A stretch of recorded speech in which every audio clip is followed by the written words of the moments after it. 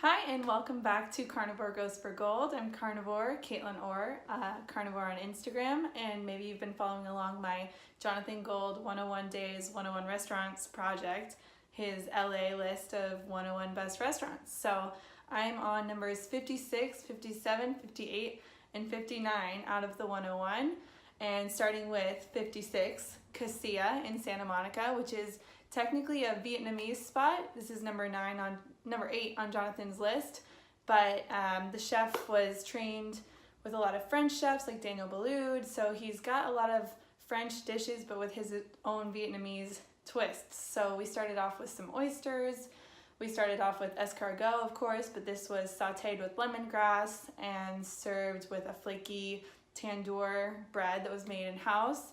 That was really good. It's when it's not served in shells, the snails, you can just it's a little easier to get behind, so I really liked this dish. I don't have a problem with snails, but this was an exceptionally good one.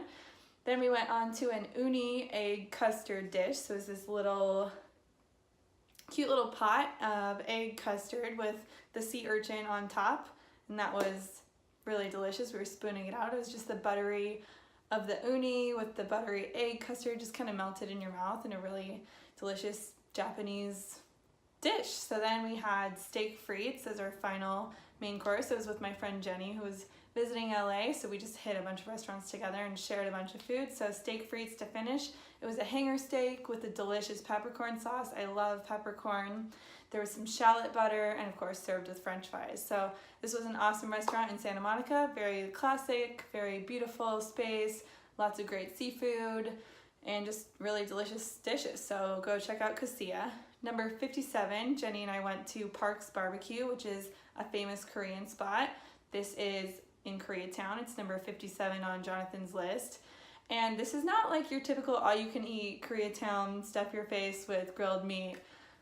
It's not that kind of place. So there's plenty of those in LA. This is a little bit more expensive, but you have some of the best like prime and Wagyu cuts of beef. So yeah, more expensive, but the quality is superb. This is, yeah, really, really high quality meat. They don't even let you cook it yourself because they don't want you to ruin the steak because it's that great quality of steak. So, if you're looking to grill your own meat and have that experience, that's different, but this just exceptional meat. They're cooking it for you, and of course served with all different banchan as your sides, your Korean sides of fermented stuff and pickles. We got some noodles, we got some bulgogi stew, but just really this place is known for their meat and how high quality it is. So if you're gonna go and splurge, share some of the best meats and know it's gonna be a higher price point, but it will definitely be worth it.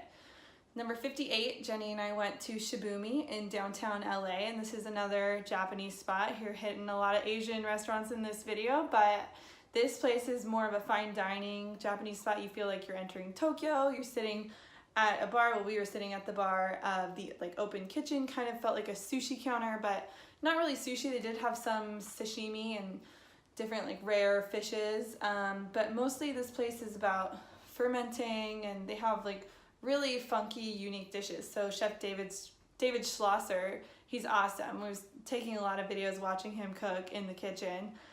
Just really unique stuff. We started with some steamed abalone with fresh mochi and a ginger miso. That was really beautiful, different cubes of the abalone.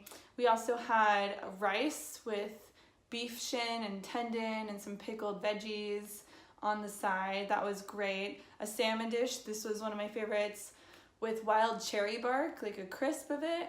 This was really great salmon. And oh, my favorite was their heritage pork. You have to get this. This was the best thing there. Oh my gosh, just cubes of pork. Just the best pork I've ever had. It's almost hard to describe, but Jenny and my mouths were just watering and devouring this pork. It couldn't have left the table fast enough. It was served with pickled daikon and koji. Oh my gosh, it almost had a cheesiness to it. There was almost an underlying cheesiness to the pork. This sounds crazy, I know, but just trust me that you're just gonna have to go try it. It's one of the most unique dishes I've tried in LA. Pretty indescribable, but so good. And of course we finished with some dessert. We had a Japanese cheesecake with some persimmon and some like ice cream, rice cream, delicious Japanese food. This restaurant's definitely a higher price point. Again, they have an omakase that's like $90 a person. We didn't do that, we just picked a la carte, but probably for maybe the most bang for your buck, you might want to go and do the omakase. We just shared a couple of small plates, but they're all small portions, but just really packed with flavor. Great punches of flavor. So this is in downtown LA, Shibumi, and this is number 12 on Jonathan Gould's list, so pretty high up there. Last but not least, number 59, we went to Manhattan Beach Post for brunch. This is one of my favorite brunch spots. I've only been for brunch, so I'm sure their dinner is great too, but of course it's located in Manhattan Beach. Gorgeous beach town in the South Bay.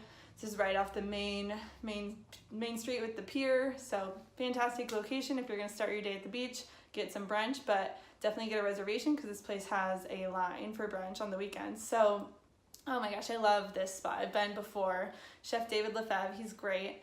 We started with bread pudding with brandy butterscotch that we drizzled over.